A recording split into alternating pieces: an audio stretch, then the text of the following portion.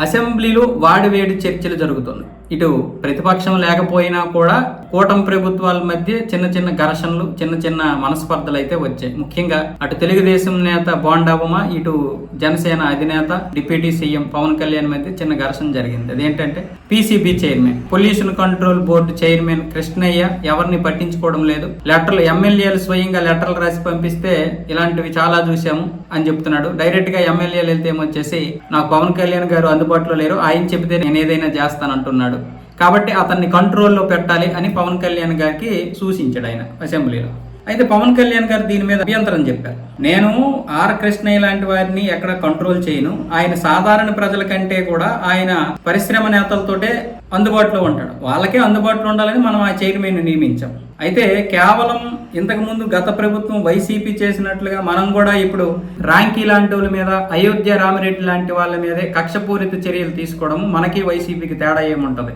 ఏదైనా సరే అది ప్రతిపక్ష నేతలైనా మన నేతలైనా తప్పు చేస్తే శిక్షించాలి.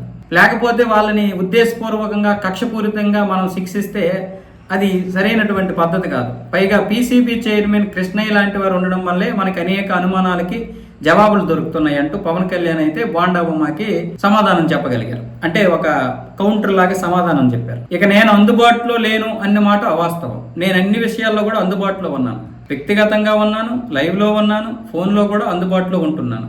ముఖ్యంగా ఆర్ కృష్ణయ్య లాంటి వారు ఫోన్ చేస్తే నేను ఎత్తకుండా ఉండను. ప్రతి విషయం కూడా నేను కూలంకషంగానే చూస్తున్నాను. నా పరిధిలో నేను ఎంత సమయం ఇవ్వాలో అంత సమయం కేటాయిస్తున్నానంటూనే పవన్ కళ్యాణ్ గారు అయితే బోండా ఉమ్మకి చెప్పారు.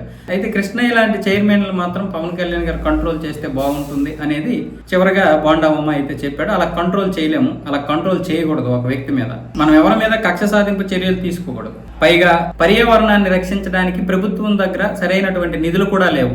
దీని గురించి కూడా మనందరం ఆలోచించుకోవాలి, నిర్ణయించుకోవాలి. దీన్ని మనందరం దృష్టిలో పెట్టుకొని మాట్లాడాలి. పీసీబీ చైర్మన్ కూడా ఇందులో ఉండాలి.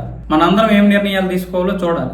ఎటువంటి నిధులు విడుదల చేయకుండా ఎవరిని మనం అవమానించకూడదు, అనుమానించకూడదు అంటూ చెప్పడం. అయితే ఆ గ్యాలరీలోనే పీసీబీ చైర్మన్ కృష్ణయ్య కూడా ఉన్నారు. ఆయన పైనుంచి చూస్తున్నాడు ఈ వాదనలన్నీ కూడా.